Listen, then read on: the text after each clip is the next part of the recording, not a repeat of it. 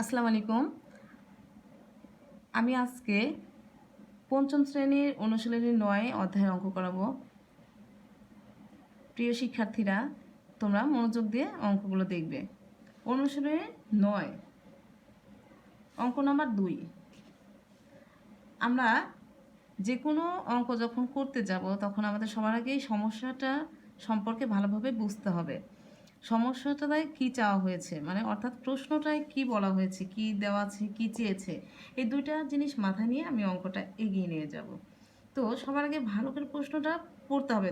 তোমরা অনেকে আছো কি যে অঙ্ক করতে যাও, দেখো বইয়ে যে যেরকম বই ২ নম্বর অঙ্ক ভালো করে পড়লে না, শিক্ষক পড়াইছে শুধুমাত্র অঙ্ক করে নিয়ে চলে যাচ্ছ। হঠাৎ করে পরীক্ষায় প্রশ্ন দেখে তখন তোমাদের মনে হয় যে অঙ্কটা অচেনা, কারণ তোমরা প্রশ্নটাই ভালো করে পড়ো না কিংবা বোঝো না। এই জন্য সবার আগে আমাদের কী করতে হবে, প্রশ্নটা বুঝে পড়ে যেতে হবে। তখন আমরা যদি রাশি চেঞ্জও থাকে অঙ্ক, তবুও আমরা করতে পারবো, তাই না? তাহলে প্রশ্নটা করতে হবে। তো প্রশ্নে কী দেওয়া আছে যে রবিবার কোনো বিদ্যালয়ে ৮০ জন শিক্ষার্থীর ৩০% অনুপস্থিত, ওই দিন উপস্থিত শিক্ষার্থীর সংখ্যা কত? খেয়াল করো যে ধরে নাও তুমি যে স্কুলে পড়ো সেই স্কুলে ৮০ জন শিক্ষার্থী আছে, ৮০ জনের মধ্যে ৩০% অনুপস্থিত।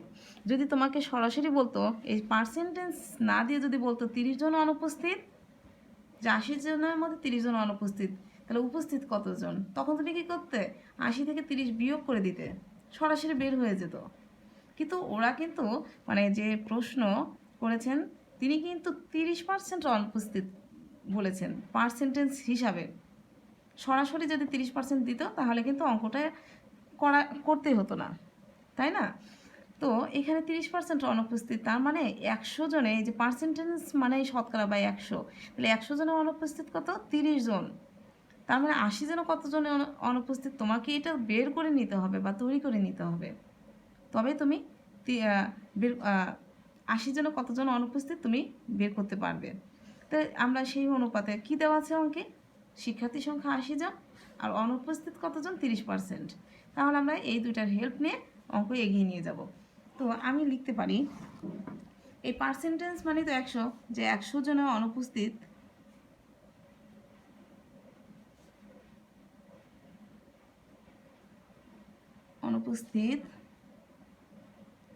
কতজন? 30 জন, কারণ 30% অনুপস্থিত দিয়েছে। এখন তোমার যদি পরীক্ষায় 30%-এর কাছে 50% কি 40% দিয়ে দেয়, তাহলে কি তোমার কোনো সমস্যা আছে? নেই।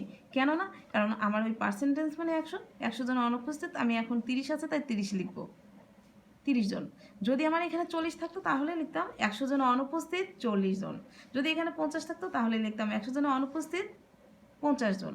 তার মানে কি, আমার এখানে যত পার্সেন্ট অনুপস্থিত তত পার্সেন্ট আমি লিখবো, যে পার্সেন্টেজ সে 100, তাহলে 100 জন অনুপস্থিত 30 জন। ওকে। আর একটা কথা মনে রাখবা, লাভ ক্ষতির করো, শতকরা করো, সুদের সরল সুদ করো, আর ঐকিক নিয়ম করো, সবসময় আমাদের এক একটা বের করে নিতে হয়। যেমন আমি 10 কেজি আলু কিনে নিয়ে আসলাম 120 টাকা দিয়ে, আমি যদি 5 কেজি আলু বের করতে চাই তাহলে আমার সবসময় এক একটা জানতে হবে। তার মানে এক একটা জানলে আমরা যে কোনো সংখ্যায় বের করতে পারবো। তেমনইভাবে 100 জনের অনুপস্থিত 30 জন, আমি বের করতে চাচ্ছি 80 জন অনুপস্থিত, আমি যদি একজনের অনুপস্থিত কতজন বের করতে পারি তাহলে 80 জনও বের করতে পারবো। তার মানে আমি এক একটা যখন বের করবো তখন আমার 80 জন হোক, 1000 জন হোক, 5000 জন হোক, আমি সবারটাই বের করতে পারবো। তার মানে আমাদের এক একটা সবসময় বের করে নিতে হয়। তাহলে একজনের অনুপস্থিত কত? 30 জন। সুতরাং 100 জনের অনুপস্থিত কতজন? 30 জন। সুতরাং একজনের অনুপস্থিত, 100 জনের কাছে একজন লিখলাম, তাহলে কম না বেশি বলো তো? কম। কম। কম হলে কি করতে হবে? ভাগ করতে হবে, তাই না?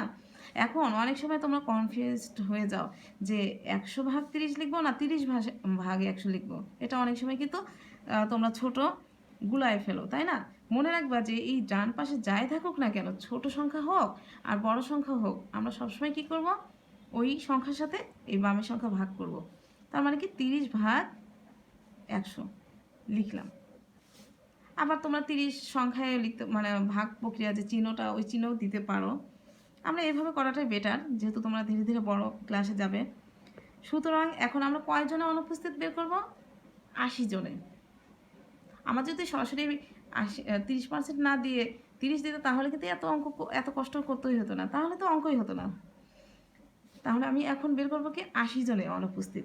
এখন তুমি পরীক্ষার হলে তুমি শিখে গিয়েছো, 80 জন মুখস্থ মতো করে গেছো অঙ্ক, যে 80 জন অনুপস্থিত এতজন।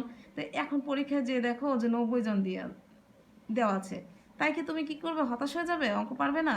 কারণ তোমার 80 জন দিক আর 5000 জন দিক, যাই দিক না কেন, তুমি তো জানো যে এটাটাই বের করতে হবে। তাহলে 80 জন অনুপস্থিত, একে 80 কম না বেশি? বেশি। বেশি। তাহলে বেশি হলে কি করতে হয়? গুণন। বেশি হলে গুণন। গুণন কোথায় বসবে? নিচে বসবে না উপরে বসবে? উপরে।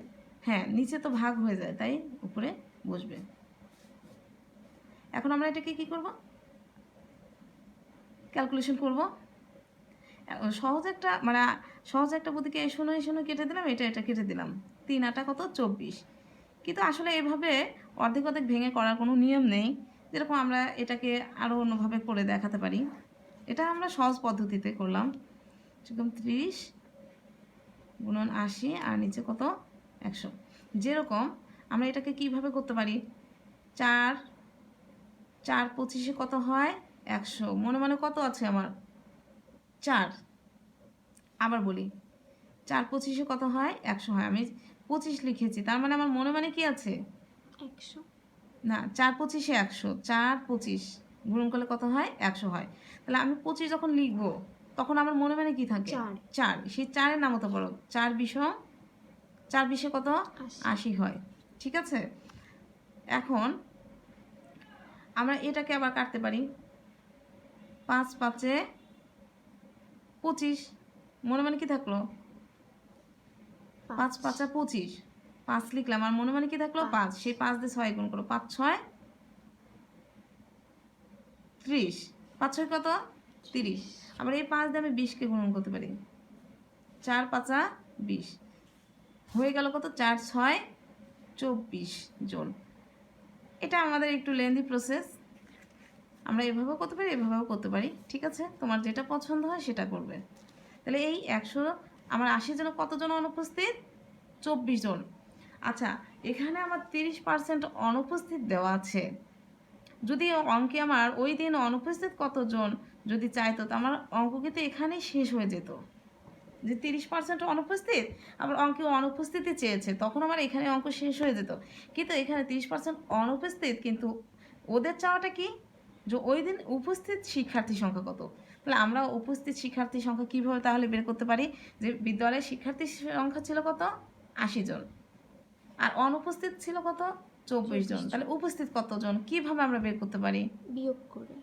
বিয়োগ করে। কার সাথে কাকে বিয়োগ করব? 80 জন থেকে 24 জন। হ্যাঁ, তাহলে মোট শিক্ষার্থী থেকে যদি আমি 24 জনকে মানে অনুপস্থিত শিক্ষার্থী সংখ্যা বাদ দিই, তাহলে আমি উপস্থিত সংখ্যা পেয়ে যাব। তাহলে লিখতে পারি উপস্থিত শিক্ষার্থী সংখ্যা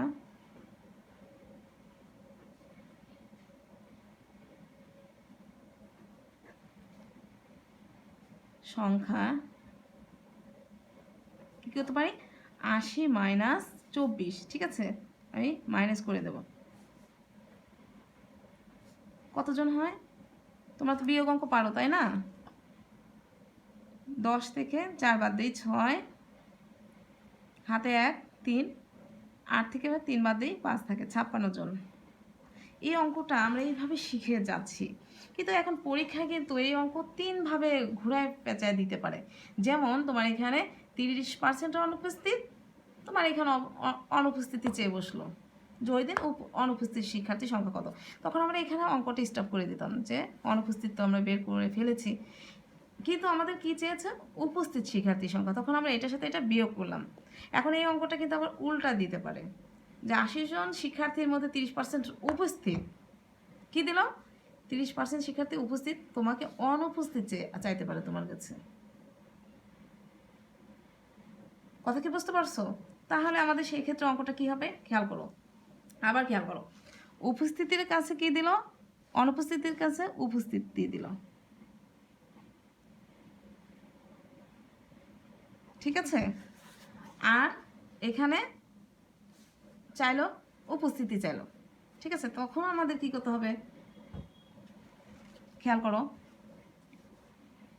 আমরা ওই একইভাবে লিখব 30% অনুপস্থিত ছিল তাই অনুপস্থিত লিখলাম। এখন এখানে আমার 30% উপস্থিত আছে, তাহলে আমি কি করতে পারি 100 জনে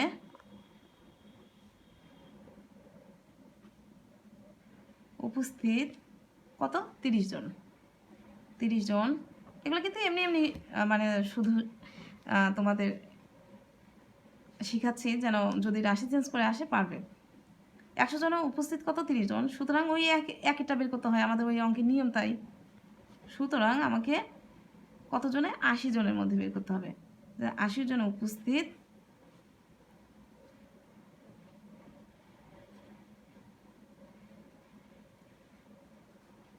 তিন আটা কত 24। তাহলে উপস্থিত দেওয়া আছে, উপস্থিতি চেয়েছে, তাহলে আমার এখানে কিন্তু অঙ্ক শেষ, বিয়োগও করতে হবে না, ঠিক আছে? উপস্থিত দেওয়া আছে, উপস্থিতি চেয়েছে, তখন আমার কি বিয়োগও কিন্তু করতে হচ্ছে না, ঠিক আছে? এখানেই শেষ। আবার এখানে উপস্থিত আছে কিন্তু তোমার অঙ্কে চেয়েছে অনুপস্থিত, তখন কি হবে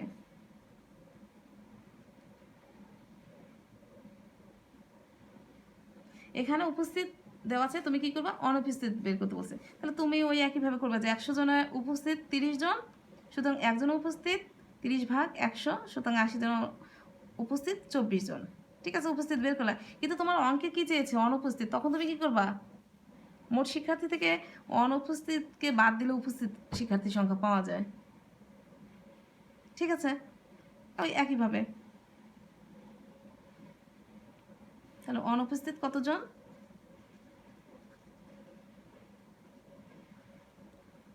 80 মাইনাস 24, 56 জন। তার মানে একই অঙ্ক তোমাকে 3-4 ভাবেও দিতে পারে। আশা করি বুঝতে পেরেছো। আর যদি না বুঝে থাকে কমেন্টসে জানাবে, আমি আবার পুনরায় তোমাদের বুঝিয়ে দেবো।